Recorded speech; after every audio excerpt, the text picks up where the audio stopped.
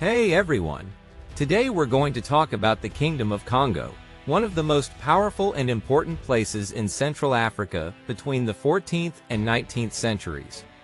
This kingdom, which covered parts of modern-day Democratic Republic of the Congo and Angola, was successful for a long time thanks to trade in copper, ivory, and unfortunately slaves. When Portuguese traders arrived in the late 1400s, they helped the economy grow, but also made the slave trade even worse. Over time, tensions grew between Congo and the Europeans as both sides tried to gain more control. Eventually, civil wars and attacks from neighboring kingdoms weakened Congo, and by the early 1700s, it had collapsed.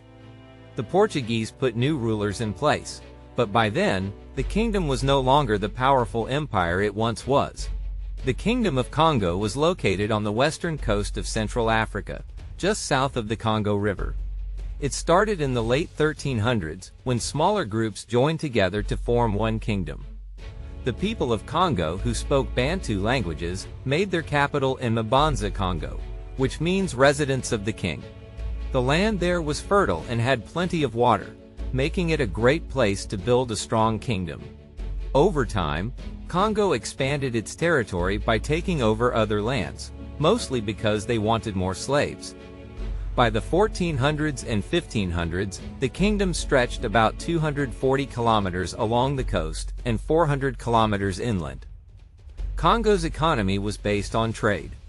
At its peak, over 2 million people lived there, and they made money by trading ivory, copper, salt, and cattle hides. The most profitable trade, however, was in slaves. The kingdom had regular market days where slaves captured from other areas were sold. Congo was also home to skilled artisans. Weavers made raffia fabrics, while potters and metalworkers created items used in daily life and trade. They even had their own currency, a special type of shell called nzimbu, which originally came from an island 240 kilometers away.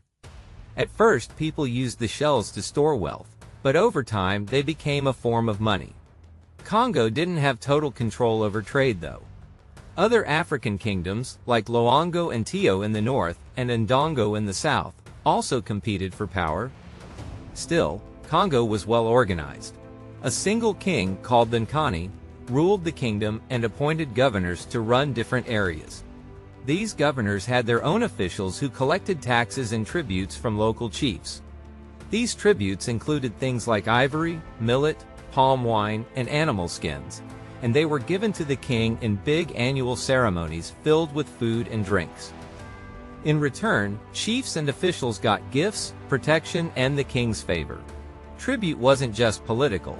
It was also seen as a way to keep divine approval. Congo's kings had special symbols of power, like a headdress, royal stool, drums, and jewelry made of copper and ivory.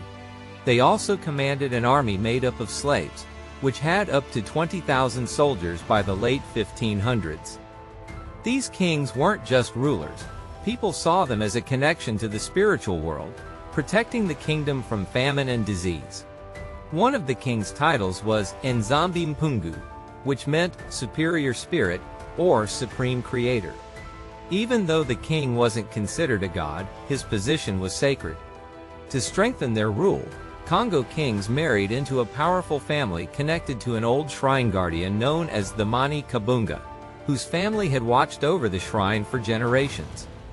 At the top of Congo's society was a group of high-ranking aristocrats called the Mwizi Congo, who advised the king. These wealthy families had been around for a long time and made money from trade rather than farming, since the tsetse fly in the region made large-scale cattle farming impossible. The government was well organized, with officials in charge of taxes, justice, policing, and communication. Below the aristocrats were commoners, known as the babuta, who worked as farmers and craft workers. At the very bottom were the babika, slaves who had either been captured in war or had fallen into debt and lost their freedom. And when the Portuguese arrived in the late 1400s, life in the Kingdom of Congo changed forever. By 1470, the Portuguese had settled on the islands of São Tomé and Príncipe, just off the coast, and Congo's slave trade was booming.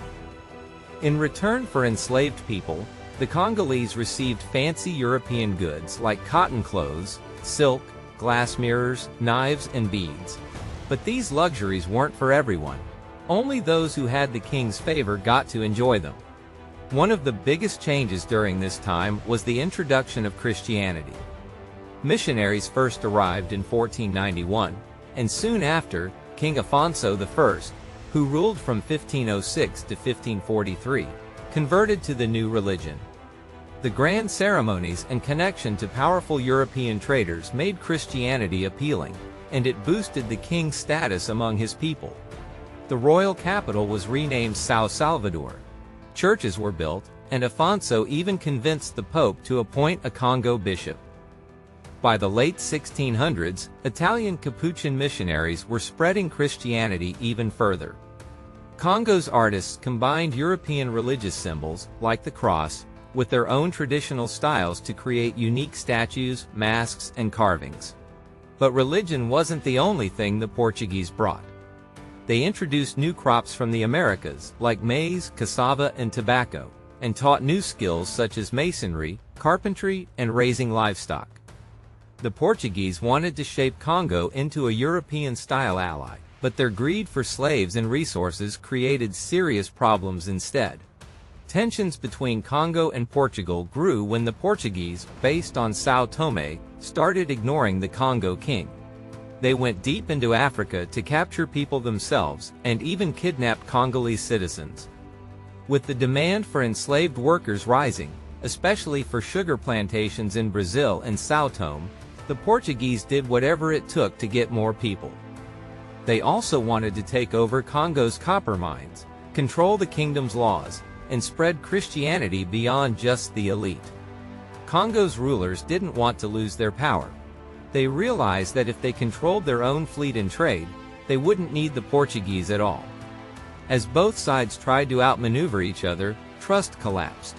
The chaotic slave trade and forced spread of Christianity weren't just hurting Congo's economy, they were also weakening the king's control over his people. By the mid-1500s, Congo started to decline. The Portuguese, frustrated with Congo's trade restrictions, shifted their focus south to the Kingdom of Ndongo, which had already defeated Congo's army in 1556. Meanwhile, internal struggles made things worse. The ruling elite kept raising taxes to buy expensive European goods, angering the common people.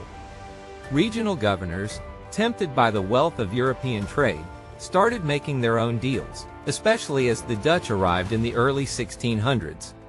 Then came an even bigger threat. Around 1568, a fierce group of warriors called the Jaga invaded from the south, or possibly the east. Many Congolese, tired of high taxes and struggling under their leaders, joined the Jaga in rebellion. The royal family barely escaped, fleeing to an island. With help from the Portuguese, they eventually fought back and reclaimed some control, but the kingdom was never the same. Civil wars over who should rule Congo kept tearing the nation apart. The final blow came in 1665, when Congo's army suffered a crushing defeat at the Battle of Mbwila. The kingdom never recovered.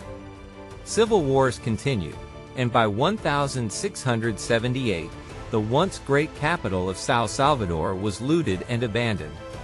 By 1710, Congo had completely collapsed as an independent kingdom. Though rulers still held the title of King of Congo, they no longer had real power. Instead, the region was controlled by traders and shifting alliances instead of a strong government. Eventually, in the early 1900s, the Congo region became part of the Portuguese colony of Angola, marking the end of what was once one of Africa's most powerful kingdoms.